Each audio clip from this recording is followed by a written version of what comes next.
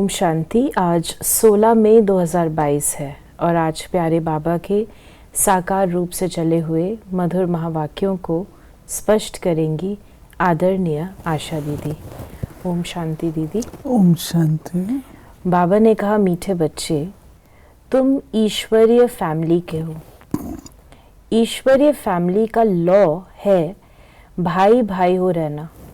ब्राह्मण कुल का लॉ है भाई बहन हो रहना, इसलिए विकार की दृष्टि हो नहीं सकती। बाबा ने दो फैमिली हमारी बताई। एक बताई जो शिव बाबा गॉडली फैमिली,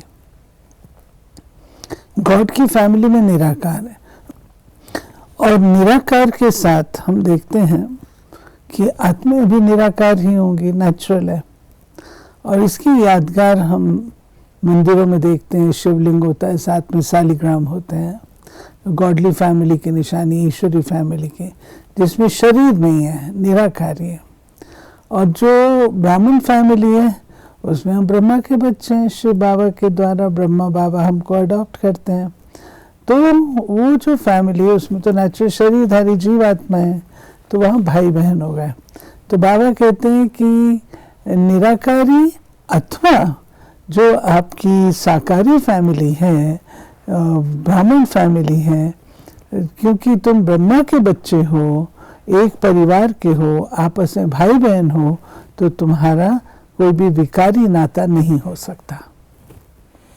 प्रश्न है, ये संगम युग कल्याणकारी युग है कैसे?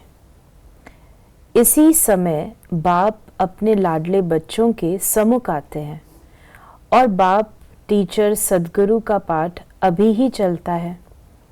यही कल्याणकारी समय है जब तुम बच्चे बाप की न्यारी मत, जो नरक को स्वर्ग बनाने की व सबको सदगति देने की है, उस श्रीमत को जानते और उस पर चलते हो। दूसरा प्रश्न है, तुम्हारा सन्यास सतो प्रधान सन्यास है कैसे? तुम बुद्धि से इस सारी पुरानी दुनिया को भूलते हो। बाबा ने कहा, तुम इस सन्यास में सिर्फ बाप और वर्षे को याद करते, पवित्र बनते और परहेज रखते, जिससे देवता बन जाते हो। उनका सन्यास हद का है, बेहद का नहीं। बाबा ने दो प्रकार का सन्यास बताया, एक है हठ योगी, दूसरे है राजयोगी। एक है बेहद के सन्यासी, एक है हद के सन्यासी। जो बेहद के सन्यासी हैं वो बाबा हम बच्चों को कहते हैं, जिसमें हमने घर बार का तो त्याग नहीं किया, परंतु मन से, बुद्धि से इस पुरानी विकारी दुनिया से हमने अपना नाता तोड़ा। वो है बेहद के सन्यासी। और जो हद के सन्यासी हैं वो अपने घर बार छोड़ करके जंगल की राह लेते हैं। गीत है भोलेनाथ से निराला। पहले पहले बाप बच्चों को समझाते हैं कि अपने को आत्मा समझ बाप को याद करो। 5000 वर्ष पहले भी बाप ने कहा था कि मन मना भव, देह के सब संबंध छोड़ अपने को अशरीरी आत्मा समझो।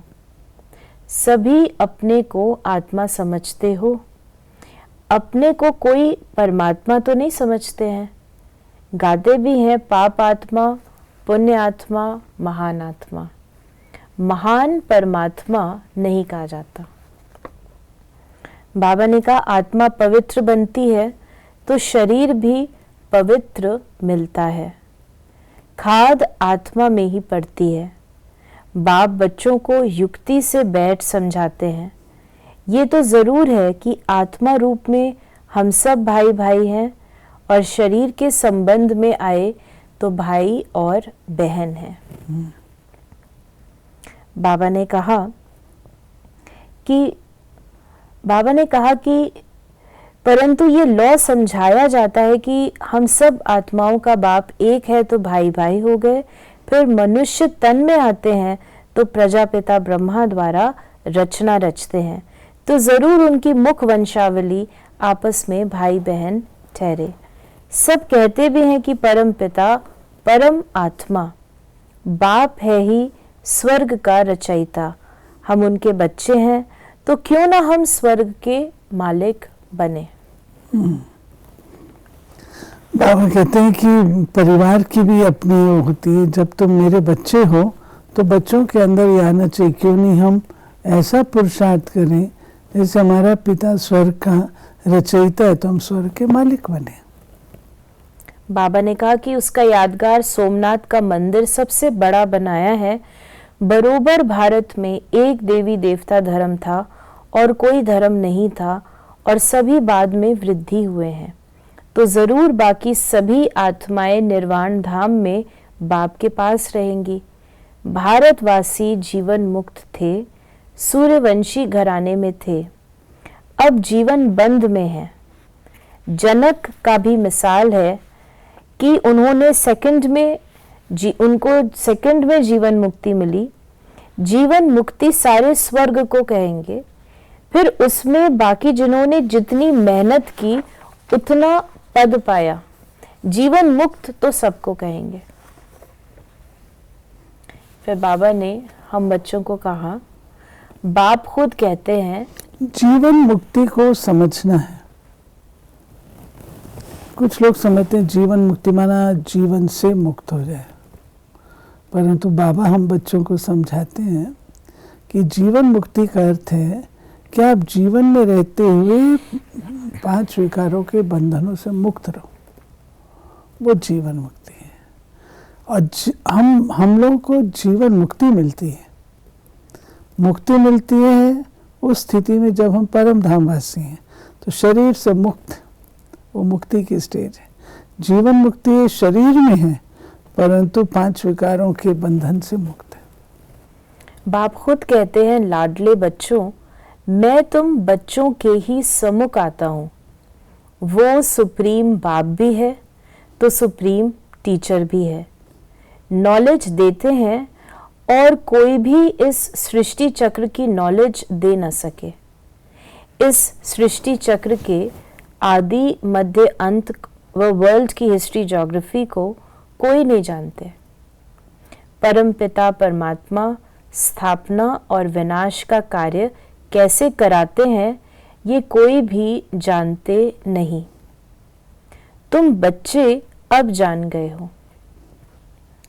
फिर बाबा ने हम बच्चों को कहा कि बाप कहते हैं कि शिव बाबा को याद करो, विष्णुपुरी को याद करो। अभी तुम ब्रह्मापुरी में बैठे हो, ब्रह्मा की संतान हो और शिव बाबा के बच्चे भी हो। अगर अपने को भाई बहन नहीं समझेंगे तो काम विकार में चले जाएंगे। बाबा ने कहा ये है ईश्वरीय फैमिली, ये है ईश्वरीय फैमिली। ईश्वरीय फैमिली। पहले तुम बैठे हो, दादा भी है, बाबा भी है, और तुम उनके बच्चे हो, तो तुम हुए शिव बाबा की ब्रह्मा द्वारा संतान।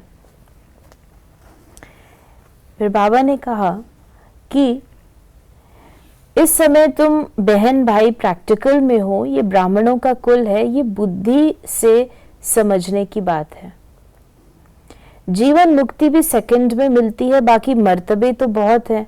वहां दुख देने वाली माया तो होती नहीं। ऐसे नहीं कि सतयुग से लेकर कलयुग तक रावण को जलाते रहेंगे। जो कहते हैं कि परंपरा से जलाते आते हैं, ये असंभव है। शिव बाबा ने कहा कि शिव बाबा ये जो बाबा कहते हैं कि परंपरा वाली बात, तो परंपरा का कोई मीनिंग नहीं रहता, क्योंकि खेल है राम और रावण का, रात और दिन का, श्याम और सुंदर का, हाफ हाफ है। तो परंपरा से भाव ये हो जाता है कि जब सतयुग था तो भी ईवल था।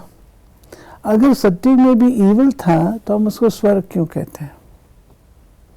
फिर तो स्वर्ग की परिभाषा बदलनी चाहिए। लेकिन बाबा कहते हैं ये होता है द्वापर युग से। तो बाबा ने कहा कि कहते हैं कृष्ण ने गाय चराई, ये भी पाठ चला है। शिव बाबा की गाय तुम ठहरी। शिव बाबा सबको ज्ञान घास खिलाते हैं, घास खिलाने वाला, परवरिश करने वाला वो है। फिर बाबा ने कहा कि मनुष्य मंदिरों में जाकर देवताओं की महिमा गाते हैं, आप सर्वगुण संपन्न और हम नीच पापी हैं। अपने को देवता कह न सके हिंदू कह देते हैं। असल नाम भारत है। गीता में भी यदा यदा ही धर्मस्य, गीता में हिंदुस्तान तो नहीं कहा है, ये है भगवानुवाच। फिर बाबा ने हम बच्चों को कहा कि आप ही पूज्य, आप ही पुजारी, उनका भी अर्थ होगा ना, नंबर 1 पूज्य श्री कृष्ण है। किशोर अवस्था को सतो प्रधान कहा जाता है, बाल अवस्था को सतो, युवा है रजो, वृद्ध है तमो। सृष्टि भी सतो रजो तमो होती है। कलयुग के बाद फिर सतयुग आना चाहिए। बाप आते ही हैं संगम पर। यह है मोस्ट कल्याणकारी युग। फिर बाबा ने कहा कि तुम अपने धर्म को भूल गए हो, तब और धर्मों में घुस जाते हो। वास्तव में तो तुम्हारा धर्म सबसे ऊंचा है। अब फिर तुम वही राजयोग सीख रहे हो तो श्रीमत पर चलना पड़े। बाकी सब है आसुरी रावण मत पर। सब में 5 विकार हैं, उनमें भी पहला है अशुद्ध अहंकार। बाप कहते हैं देह अहंकार छोड़, देही अभिमानी बनो, अशरीरी भव। तुम मुझ बाप को भूल गए हो, तुम भी भूल भुलैया, ये भी भूल भुलैया का खेल है। फिर बाबा ने कहा कि यादव कौरव खत्म हो गए। भुलैया का खेल जो है, ये बाबा जो कहते हैं कि अभूल का नाटक, जब तुम भूलो नहीं, तुम्हें अभूल बनना है। भूल भुलैया इसलिए कहते हैं 2 भाव से। एक है, बाबा लखनऊ का मिसाल देते हैं कि लखनऊ में भी भूल भुलैया है। जब मनुष्य की मनोकामना पूरी नहीं होती, जब उसको स्थिरता प्राप्त नहीं होती, एकाग्रता नहीं प्राप्त होती, संतोष नहीं प्राप्त होता, तो वो दर कभी यहाँ कभी यहाँ कभी यहाँ प्राप्ति के लिए जाते हैं। तो भूल भुलैया उसमें फंसे में, किसी ने ये कहा तो यहाँ, किसी ने कहा नहीं यहाँ से नहीं यहाँ, यहाँ से यहाँ, तो भूल भुलैया में। जब बाबा हम बच्चों को आज कह रहे हैं, वो स्मृति की भूल बने कि बच्चे तुम बार बार भूल जाते हो। भूल भुलैया का खेल, बार बार तुम भूल जाते हो। कभी बाबा को याद करते हो, कभी भूल जाते हो, कभी घर को याद करते हो, भूल जाते हो, कभी एम ऑब्जेक्ट याद होता है, कभी भूल जाते हो। बाबा ने कहा यादव कौरव खत्म हो गए और जय जयकार हो गई, फिर जीवन मुक्ति मुक्ति के दरवाजे खुल जाते हैं, नहीं तो तब तक रास्ता बंद रहता है। जब लड़ाई लगती है तभी गेट खुलता है। बाप आकर गाइड बन ले जाते हैं, लिबरेटर भी है। फिर बाबा ने आज हम बच्चों को कहा कि बाप कहते हैं भल गृहस्थ व्यवहार में रहो, परंतु इस अंतिम जन्म में बाप से प्रतिज्ञा करनी है कि बाबा हम आपका बच्चा हूँ, ये अंतिम जन्म जरूर पवित्र बन पवित्र दुनिया का वर्षा लूंगा। आज बाबा ने हम बच्चों को वरदान दिया, संगम युग के महत्व को जान, श्रेष्ठ प्रारब्ध बनाने वाले तीव्र पुरुषार्थी भव। संगम युग छोटा सा युग है, इस युग में ही बाप के साथ का अनुभव होता है। संगम का समय और ये जीवन दोनों ही हीरे तुल्य है। तो इतना महत्व जानते हुए 1 सेकंड भी साथ को नहीं छोड़ना। सेकंड गया तो सेकंड नहीं, लेकिन बहुत कुछ गया। सारे कल्प की श्रेष्ठ प्रारब्ध जमा करने का ये युग है। अगर इस युग के महत्व को भी याद रखो तो तीव्र पुरुषार्थ द्वारा राज्य अधिकार प्राप्त कर लेंगे। और स्लोगन है आज का, सर्व को स्नेह और सहयोग देना ही विश्व सेवाधारी बनना है। तो ये थे बाबा के आज के मधुर महावाक्यों का स्पष्टीकरण। यदि आपके मन में कोई भी सवाल है तो उसे मैसेज करें या व्हाट्सएप मैसेज करें 88265993 309 पर। ओम शांति।